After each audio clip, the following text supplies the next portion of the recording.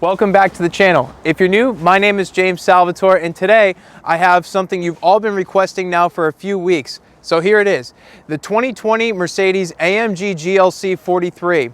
And in today's video, I'm going to review it for you and tell you my thoughts on it. However, before we get into it, be sure to smash that like button for the YouTube algorithm and be sure to subscribe and turn on the bell notification to be alerted when I post future videos. On the channel, I do everything from new car reviews, new car comparisons, classic cars, exotics. I like to have fun, so be sure to stick around. And with that said, cue the cinematic shots.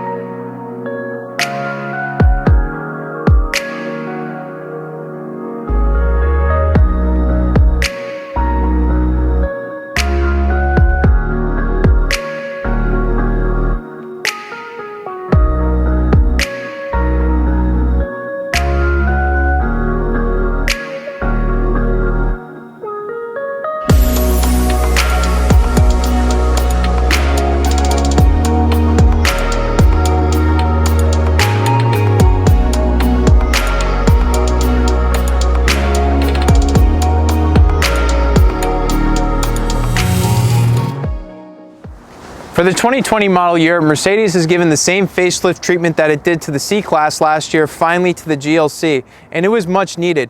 Now it's much more beautiful, much more edgy. I really love what they've done with the front fascia of this car, and they've made the rear end much more aggressive. It really stands out from the base model GLC, where it just didn't before the facelift. The first thing that really sticks out to you about this new design is that they brought the Panamericana grille from the AMG GT to this car, and boy does it make this thing stand out. Also, they revised the LED headlamps. These are the standard LED high performance system. However, they also do have an active LED system, which I recommend. It's called their multi-beam active LED system. I also really like the treatment that they gave with the lower front splitter here. I mean, it just overall looks more aggressive, more high-end, and I really like where they're going with this design. Moving on to the rear of the car, I really love what they've done to make this car look more aggressive. They've kind of gone for a little bit of a throwback here, and they went back to the quad AMG exhaust tips like you used to see on the older C63s. I don't know why Mercedes ever went away from that look, but I'm glad that they brought it back here, and they should bring them back on more models. But don't worry, this thing doesn't only look great, it sounds great too. Take a listen.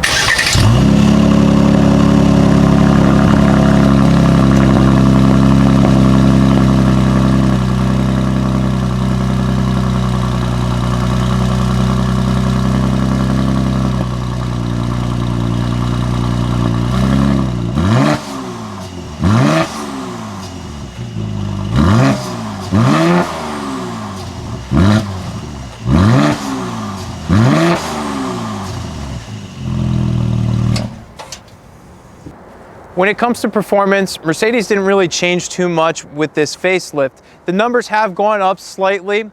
However, you'll still find the twin turbocharged AMG enhanced 3-liter V6 under the hood, except now it puts out 385 horsepower and 384 foot-pounds of torque.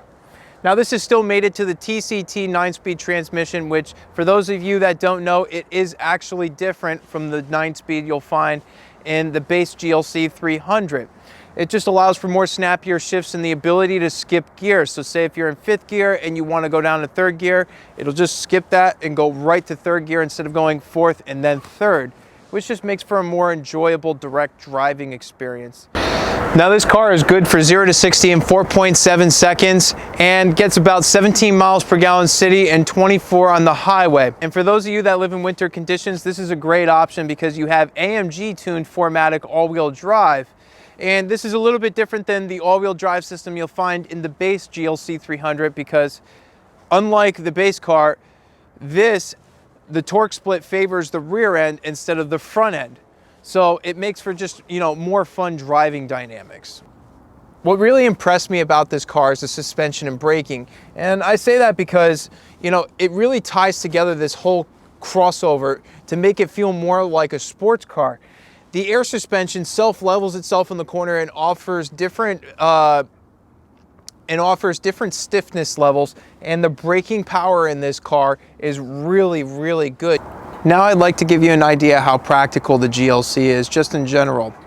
And to do that, I'm going to test out rear legroom first, and then I'm going to move on and talk about the rear cargo storage. Now for this test, I've already set up the seat to my optimal driving position. I'm 6'1", and now I'm going to see how I fit behind myself in the rear. When it comes to rear legroom, the GLC does okay, not great. And I say this because, you know, getting in here was a little bit of a squeeze, and if you take a look down here, my knees are basically touching the seat in front of me. So if you're tall and you're planning on driving around full adults, keep that in mind, because there's no way somebody that's maybe 6'3" would fit back here comfortably. Although when it comes to headspace, I will say they did a pretty good job. I have a decent amount of clearance above my head. All right, moving around onto the rear here. If you want to open the trunk, you have one of two ways to do it. You have the grab handle here, or you have the comfort access feature where you wave your foot underneath the trunk and the trunk opens. In the rear of the GLC, you have 14.9 cubic feet of cargo storage with the seats up.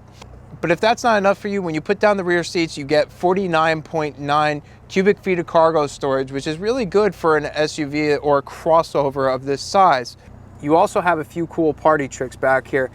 When loading, if you hit this button, the vehicle will lower so that you could load things into the rear of this easier. Put down the rear seats, you just pull that button and they just drop right down. Same thing for the other side, making things really, really easy. Now I want to show you what they changed on the inside, because honestly, this refresh really transformed the GLC to me. Getting in this car now feels like a much more special experience than it did before. In my opinion, Mercedes did a great job of changing what needed to be changed in the GLC, but leaving the good elements too. Now what's different from the model before the facelift is now you have this gorgeous LCD digital gauge cluster. And you have the revised AMG steering wheel, which looks absolutely gorgeous. I love that you have this matte chrome trim right here. It just makes it look super high quality. And now both the sides and the bottom of the wheel are flat, just allowing for a nice grip. I mean, I like it a lot better, and I also like that they made the paddle shifters in this car metal. They have a nice satisfying feel when you click them. Just listen to that. Also, you get the two touchpads to control the infotainment and the driver's information center now, which if you aren't familiar with, I'll show you how much you can customize. Now there's all different kinds of information you can display. If you bump over to the right and then you bump down, you'll see that you have a G-force monitor, you have a boost gauge showing you how much horsepower you're using, which is pretty cool. You have a digital speedometer and an oil pressure gauge, economy gauge, and you could display your map information there. I think that they did a good job at making things customizable enough, but not making it too overwhelming and distracting from driving overall. Now let's move on to the infotainment system. They've added a lot here with this system. First off, they added the digital assistant. Kind of like Alexa or Siri, all you have to do is say, "Hey Mercedes." And you can pretty much ask it to do whatever you need to. I'm gonna demonstrate a few commands here because I think the system's really great. Just take a look. To activate it, all you do is say, "Hey Mercedes." How may I help you? I'm cold. I'm setting the temperature on the driver's side to 74 degrees. And that's pretty cool because, you know, it even realized what seat I was sitting in and raised the temperature only on my side. Now you can have it do other things too, like say if the screen's distracting you at night, you could be like, "Hey Mercedes. Hey Mercedes. How may I help you? Can you turn the display off?" Okay, I'm switching off the display. "Hey Mercedes. How may I help you? Turn on the display." Okay, I'm switching on the display. And there you go. That's just a few things that you could do. You get the idea. The other thing that they added finally is a touch screen. So you have pretty much every way imaginable to interact with this system. You have the touchpad. You now have the ability to have a touch screen. It's really nice and responsive and fluid. I really like it. And then you have the touchpad down here that replaces the old school rotary wheel. Another thing to note is this car comes standard with Apple CarPlay, and you also have wireless charging down here finally. I like that they now got rid of the old USB 3.0 ports and have USB-C, because moving into the future, that's what we're going to be using. Regardless of whatever way you choose to use this system, it's nice that Mercedes kind of included a way for everybody to control it, because some people like a touchscreen, some people like having something down on the center console, and some people just don't want to take their hand off the wheel, and nobody else in the business has the ability for you to control every function of the car from the steering wheel. Just really nice, smart engineering on Mercedes' end. Another neat thing I found in the infotainment system was you have AMG track pace and you have AMG Performance Tabs in the infotainment system. This is pretty cool because when you go to a track, you just select which track you're at. Say you're at Laguna Seca, you select that, and you can keep track of, you know, your track times and lap times, and, you know, maybe see where you could help improve yourself. The other thing you have is the AMG Performance Tab, where you could see what the car's doing, you know, your G-forces, your braking and acceleration, and you can get an idea of how much horsepower you're using, engine torque, oil pressure, etc., which is pretty cool. Something that's cool in this car, but that's not new, is the ambient lighting. In this car, you have the ability to select from 64 different colors. You just hit color, and you can have multicolor animations. You just select the color and select the brightness, and you could see that it's all under the center console here. It wraps all the way around it. You have it underneath here, you have it in the door handles, you have it down below, you have it in the footwells, and then you have it in the rear seats back here, which is pretty cool. With this car, you also get multiple drive modes. If you look here on the center console, you'll notice that you have a few options. You have your active exhaust button, which should just always be on, honestly, because this car sounds amazing. You have your auto start stop off, you have your surround view camera, and then you have your suspension stiffness settings.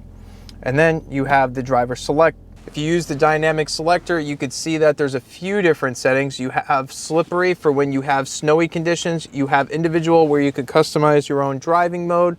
Comfort is pretty self-explanatory. And then what's pretty interesting is when you hit Sport Plus, you'll notice that the exhaust automatically opens and the car idles higher. And my guess as to why it does that is because it keeps the turbo spooled a little bit so that you have better starts off the line. Overall, I think Mercedes did a great job at modernizing this car and changing what needed to be changed.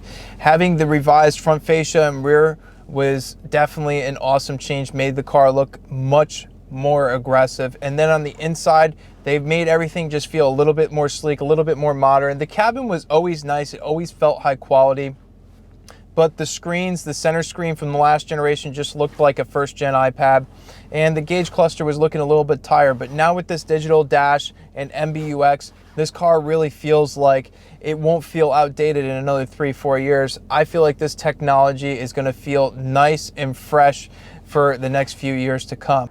Well, that's all for today's video. I hope you enjoyed it. If you haven't done so yet, be sure to help me out by smashing that like button for the YouTube algorithm and subscribing and turning on the bell notification to be alerted when I post future videos. But before we go, I'd like to say a special thanks to Dave Columb and friends here at Mercedes Benz of Fairfield for making this video possible. I'm going to include a link in my description below so that you can check out their inventory. They got a lot of AMG models here to choose from. They got a few AMG GTs, a few G-Wagons, you name it, they got it here. So be sure to check them out. And with that, thank you for watching, and I'll see you next video.